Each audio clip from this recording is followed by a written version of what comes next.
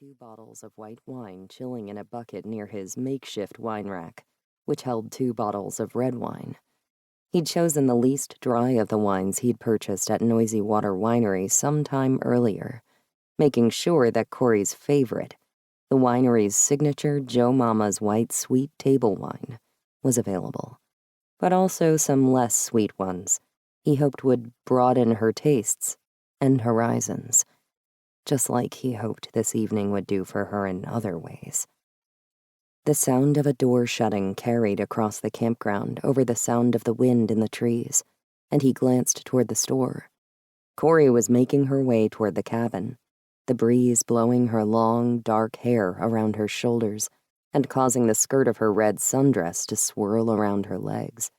For a moment, he drank in the sight of her and willed his pounding heart to calm down, lest he grow so lightheaded that he'd pass out and miss an evening he'd been looking forward to for a long time. She smiled at him as she brushed her hair, usually kept in a practical braid that reached all the way down to her waist, out of her face. "Have you been waiting a long time?" she asked, as she neared the cabin's porch steps. "You have no idea." JD returned the smile. "Not at all. I just got everything set up, and I'll start the grill in a few minutes. But first, how about a glass of wine?" She nodded. "Sounds good. And I think I could really use one tonight," she added, as she stepped onto the porch and made her way to the swing.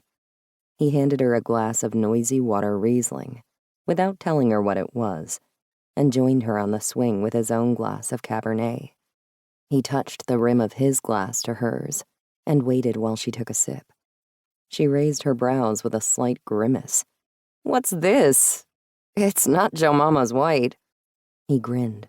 "No, it's Riesling, a semi-sweet German varietal, which happens to be one of the 3 varietals that make up Joe Mama's White," he said. He gestured toward her glass, and she took another tentative sip. "Give it a chance. I think you'll find it'll go nicely with tonight's dinner." She glanced at his glass. "You're drinking something red and probably a lot drier than this," she said. She hadn't grimaced after her second sip. "What have you planned for dinner that goes with 2 such different wines?" She took a third sip and held up her glass. "This is actually pretty good." JD stood up. "I'm not a wine snob or expert by any stretch of the imagination," he said, setting his own glass on the table. "But according to Shelley, the old rules about red wine with red meat and white wine with white meat don't matter, as long as you like what you're drinking with what you're eating." He stepped into the cabin and opened the mini-fridge, catching the grape and cheese platter he'd prepared earlier as it slid off the top of the salad container on the crowded shelf.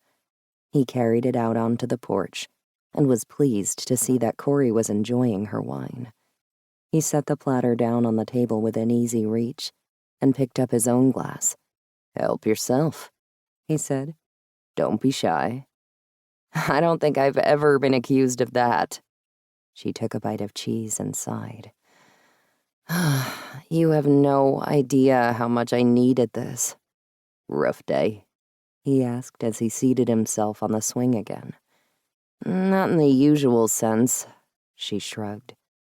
"I should be used to people asking questions about the village's history, but the questions they've been asking about those cases you solved or any other murders that have taken place around here recently." She let her voice trail away and shook her head. JD grimaced. "I understand. Bad news travels fast. Some people love a good scary story, though. The, recent events haven't hurt business much, have they?" He was referring to the cold cases he had investigated, going all the way back to 15 years earlier, when Carla Sandoval, a high school student in Bonney, had gone missing after a party at which his former partner, Red McCullen, and a few other young men had tried to sell drugs to the teenagers. Carla's remains, along with those of 2 other young women,